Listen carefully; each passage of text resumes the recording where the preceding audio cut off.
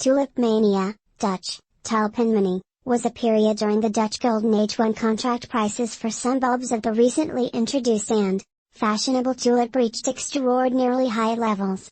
The major acceleration started in 1634 and then dramatically collapsed in February 1637.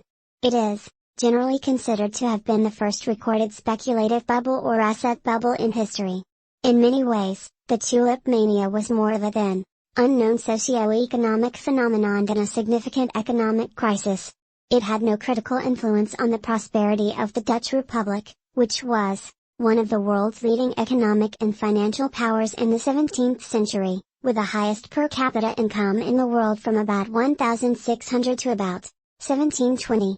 The term tulip mania is now often used metaphorically to refer to any large economic bubble when asset prices deviate from intrinsic values.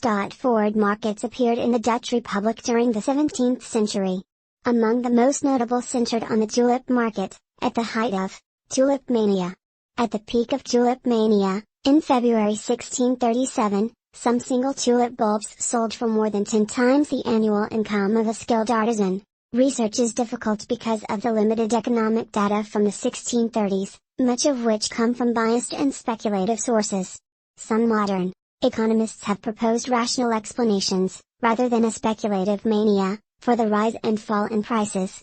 For example, other flowers, such as the hyacinth, also had high initial prices at the time of their introduction, which then fell as the plants were propagated.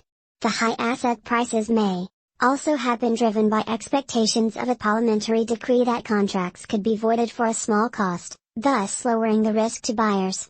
The 1637 event gained popular attention in 1841 with the publication of the book Extraordinary Popular Delusions and the Madness of Crowds, written by Scottish journalist Charles Mackay, who wrote that at 1.5 hectares, 12 acres, of land were offered for a Semper Augustus bulb.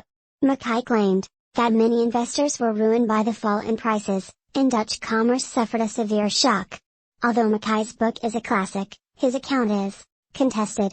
Many modern scholars believe that the mania was not as destructive as he described.